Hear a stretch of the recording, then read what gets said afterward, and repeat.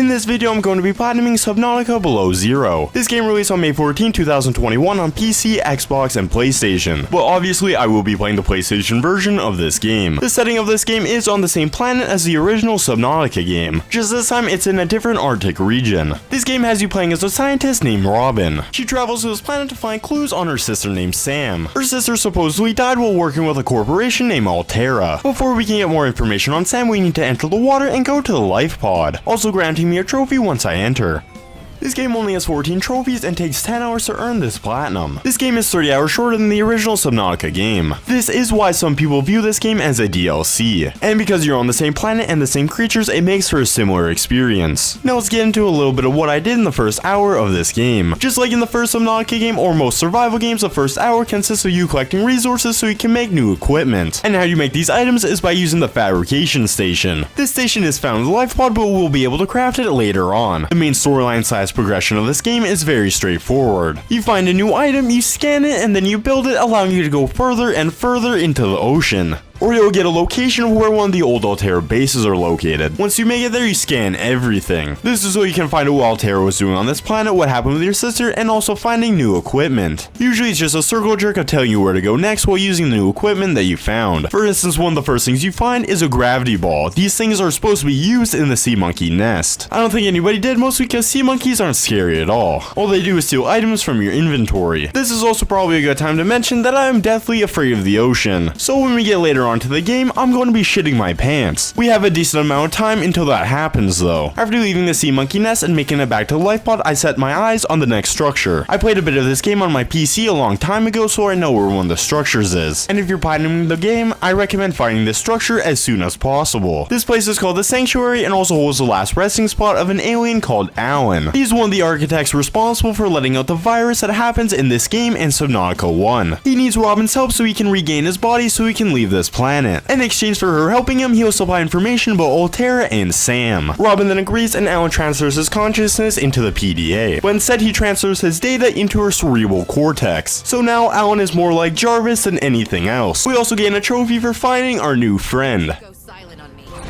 Now, remember I said this is probably the best thing to do right after you get control. The reason why I said this is because you need to build Alan a body, and how you do that is by finding different elements found around the world. Alan only slowly reveals the location of these things, so you could be waiting around for 2 hours for him to reveal a new location. So it's better to get this done earlier than later. After leaving the cave, I went around trying to find more items that I could research. That's where I stumbled across the next POE of the game, that being Delta Station. This is once again another Altera base linked to her sister Sam. You do however find more research and schematics in this area, but first you find Margaret. She, just like you, is one of the remaining people on this planet. The lore on her is that she doesn't like Altera and she thinks that you're linked to them, so because of this she dips right away, leaving this island all to yourself, which is interesting because the last time I thought I was on an island by myself, I met Stephen Hawking. For this video it's not really related, but what is I made my way up to Delta Base Station. In this station you find out more about Altera and where all their other bases are. This is shown by a map on the wall. It shows you that right now in Delta Base Station you're central to everything else. And here is one of the most important things that you learn in the game. This item allows you to create new structures, allowing you to make your own new base. And the last thing on this island that we need to explore is the radio tower. However, it is offline. And if we want to fix it, we need to find and replace the last remaining module. I don't care about none of that right now because I need to go home and build a base. Mostly because there's so much items everywhere. So I made a new base and it's a base. There's nothing really special about this guy, but at least it works. I'm just kidding. Right when I hopped in, there's no power whatsoever. However, it was an easy fix. Now we have a pretty small starting base. Actually, kind of never really got rid of this thing, mostly because you don't really need that much area in this game. I know there's a trophy for making a jukebox. I just need a singular quartz, and once I place it down, I'll get the next trophy. Shortly after, I got a radio call telling me where Margaret's last location was. While making it there, I found myself at the edge of the sulfur biome. The reason why this is important is because I found the remains of a broken ship. This ship is called the Mercury 2, but unfortunately I can't access it right now because I don't have the needs to go into it. This is because there's a sealed door and the only way to open it is by using a laser cutter, so we'll have to come back to this later on. I then set my eyes back on the original task typing finding location of Margaret. This brought me to a new region, this being the new lily pad biome. However, However, unfortunately, this biome is very deep down, not allowing me to access where Margaret's located. And when I would try to access it, I would just drown almost instantly. And because of the low supply of oxygen down there, I thought it was a good idea to bring the oxygen to me. I made a lot of pipes and tried snaking it down all the way to the bottom of the location. This entire thing took me 30 minutes to make, and it was pointless. For some reason, I just couldn't find the entrance to Margaret's location. To be very exact, I was completely lost. And like always, I drowned and respawned back at my base. I then made the smart decision and made a sea truck. What a sea truck is basically exactly what it sounds like. We also get another trophy for building it.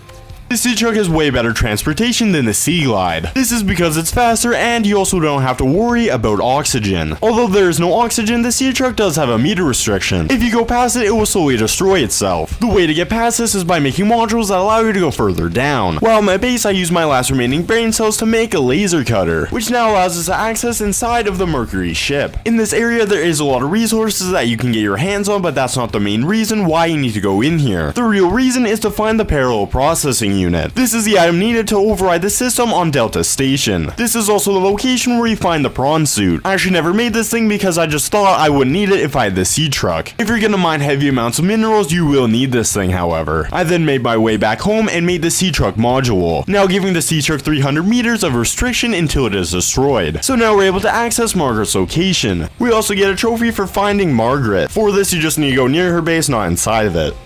Once you're done chatting with her on the radio, you then go inside of her lovely house. This is where you meet Margaret and her lovely dog. I feel like this is a situation where the dog's name is Cupcake and it just mauls the hell out of you. Anyway, now you talk to Margaret. She explains that she doesn't trust you. This is because she still thinks that you're Altera. Margaret explains the only way to gain her trust is if she disrupts the tower on Delta Station. She then leaves the room, ending the conversation. And while here, we also get the schematics for the test override module and also the Snow Fox. Afterwards, I made my way to my own base to make the override module. Once it was made, I made my way over to Delta Station. I used the test override module and used the satellite, making all communications through this satellite void. This also gives us another trophy for entering into the satellite. We then get a radio call from Margaret. She explains she wants to meet her at her greenhouse located on top of an iceberg. So that's the next place that I went to. Once going inside the greenhouse, Margaret explains that she knew a little bit about your sister and where she worked. And that's a robotic center on the east side. After the conversation with Margaret, I headed over to try to find it. After a while, I found a landmass I was able to walk on. The only thing that I found was a bridge that was out of order. It needed hydraulic fluid, and once you put it in, you're able to move it, allowing you to access the entire other side of this island. Once you access the bridge, you're also given another trophy.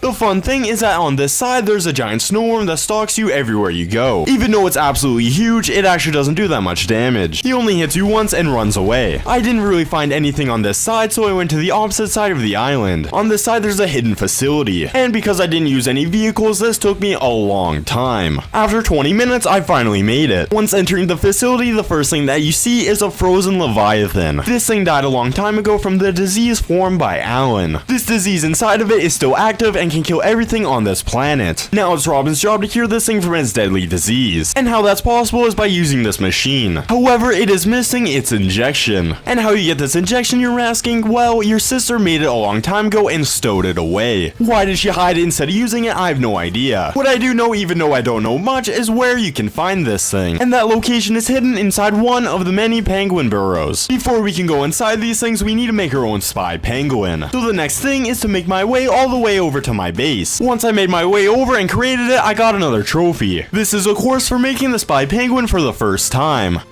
Unfortunately, the clip of me actually getting the injection is lost forever. Although that has been lost, I do have the clip of me using the injection. We also get another trophy for using the injection on the frozen leviathan.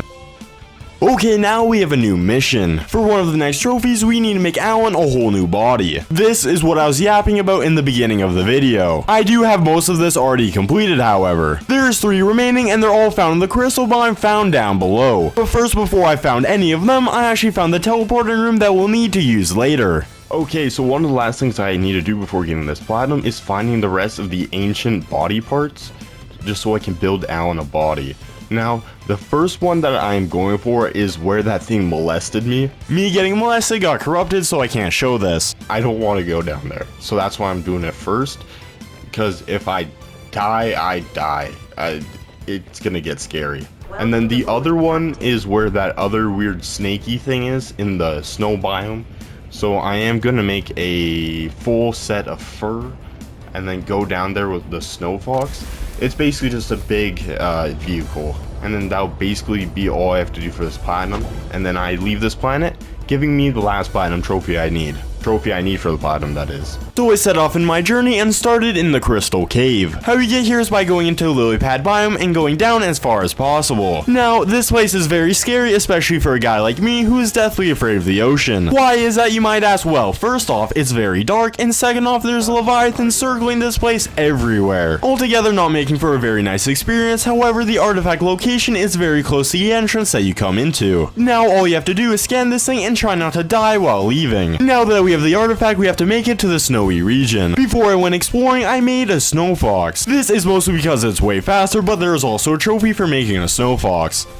Now, all you have to do is ride your way into the location of the artifact. Once again, the only thing that you have to do once you make it there is just scan the item and get out. I then went home and knocked out another miscellaneous trophy. All I needed to do was craft this fur helmet.